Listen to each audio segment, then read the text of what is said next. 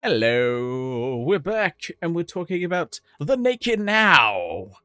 The technically third episode of Next Generation, but obviously with the encounter at Farpoint, it is first and second. Take that as you will. It is technically a second, but because these used to be in syndication, I'm technically counting as the third, and it is technically as the third episode. So fuck you. Anyone who argues me, go fuck yourself. So this is a repeat, essentially, kinda, of The Naked Time. Basically an episode of the TOS that everyone was a little bit tipsy, a little bit drunk. We had the ensign in the original one. We had like the ensign who, it was Irish, like American Irish, where he just sung a lot of kind of those Irishy songs, or pretend to be, and most famously known for Sulu running around half naked, fencing, being very oiled up, and making a lot of people very attracted to him for some reason. I don't know, maybe it's because he's half naked, oiled up. I don't know. Some people are into that. Some people are. So yeah, this is the third episode. This does not. I don't know. It seems it's too early. Is what the main problem with this is you can't. It's harder to subvert the crew's behavior when we're not very familiar with the crew. Yeah, you're trying to subvert their behavior. We have. What's the? Sorry, I'm looking at the name. Is the USS Truskotsky?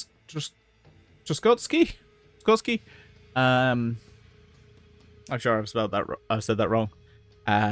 Never mind. We have a crew that beams over to take a look into what the hell happened, because they should be like, alive, not dead. Don't they have like a. They're responding to a message, but basically get a message where it's like, "Hey guys, everything's oh no, don't touch that. Hey Jiminy, don't." Or I can't remember if that's on the recordings, where they're like, "Hey Jiminy, don't touch that. That'll make everything explode. Well, that'll destroy our environmental control." And it's like, "Oh, what? What? I think something bad happened." You think? You think? So yeah, bad things happen to them. And everyone's dead. Yeah, we're basically. One of the cooler rooms is the room where just like everyone is frozen. And everyone's just like, well, let it go. Just need to let it go. That's a bad joke. That's a bad joke, and I admit it. But yeah, LaForge is the one exposed to this virus that we find out about. Dr. Crush is investigating, I think, before Dr. Crush. I think it's before or after. I try to remember the timeline. Basically, he also infects Wesley, and I think then it just goes around affecting pretty much everyone else on the crew. I don't think there's very few people that aren't affected by this. Let's be honest. I don't think there's anyone is. Like, pretty much everyone gets the virus. Some people just aren't fully affected by it, ultimately, or just aren't infected by it in time. Yeah, even Data gets affected by it somehow. He's a little bit pissed. Makes out with no, he fucks Tashiya because. Famously, he says he's fully functional. Yeah, because Crusher is so smart, he has a device that has God's voice on it, so he uses it to get everyone out of the engine room, and then he locks himself in the engine room. And and he's with one of the engineers. Not the main engineer, but one of them that just takes out all the isolinear chips. It's kind of like their microchip, essentially. This future microchip. We'll come back later. Yeah, everyone's pretty much down. I think they do find a. Oh, so they find out about the events of the previous episode. Basically, they find out about the events of the Naked Time because Riker has been reading up about what happened on previous enterprises. So good for him, because it's very likely if he hadn't have done that, everyone would be dead. Basically, if Riker hadn't been just flicking through the history books at one point, everyone would be dead. So good for him. Good for Riker.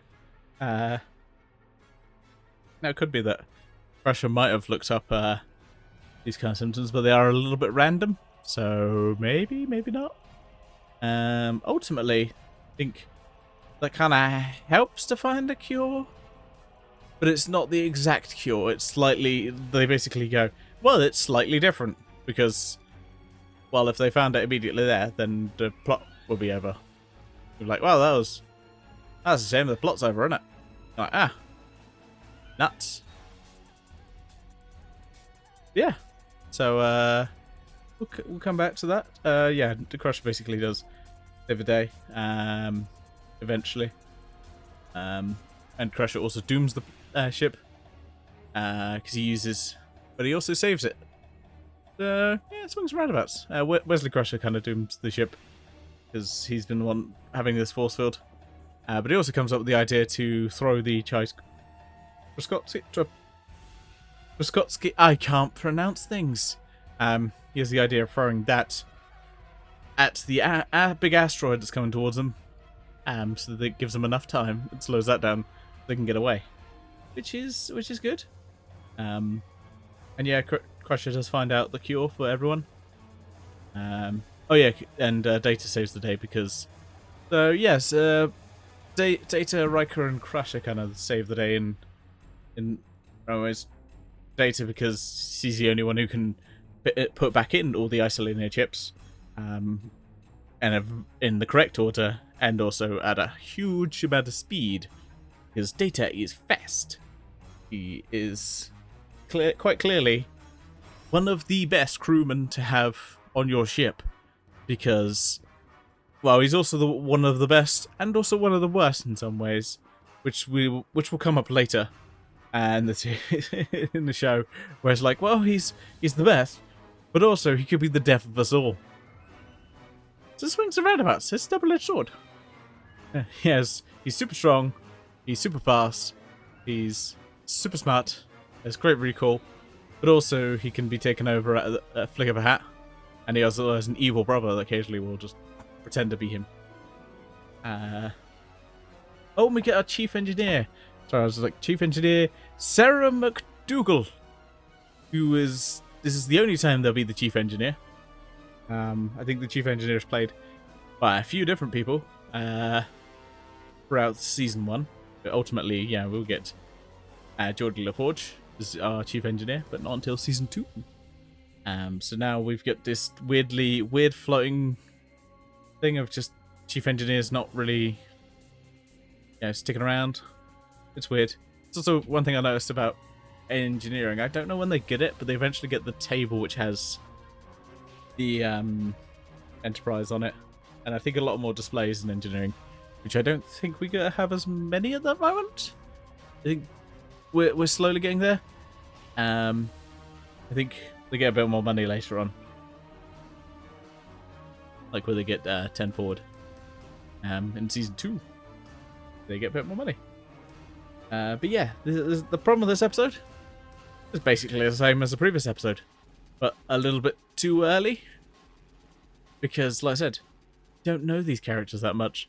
So you're trying to subvert characters and subvert who they are, but we don't know who they should be anyway.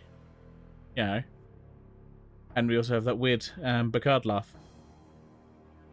Sorry, just it's one of those things where when like Crush comes onto Picard a little bit, it just goes, it's a weird laugh. If I remember, I'll try and edit it in here. If I don't, then well, Google it.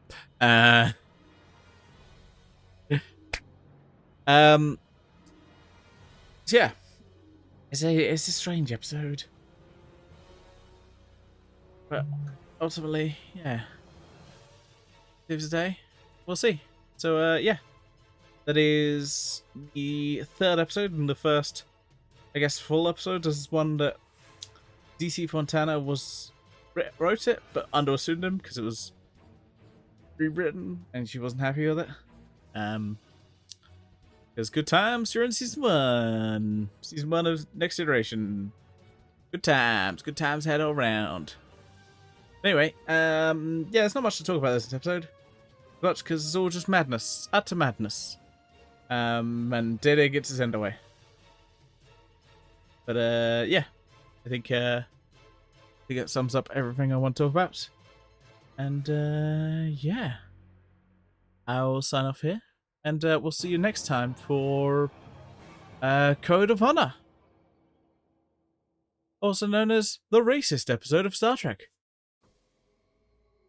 The most racist episode of Star Trek. So I look forward to that. For now I say, live long and prosper.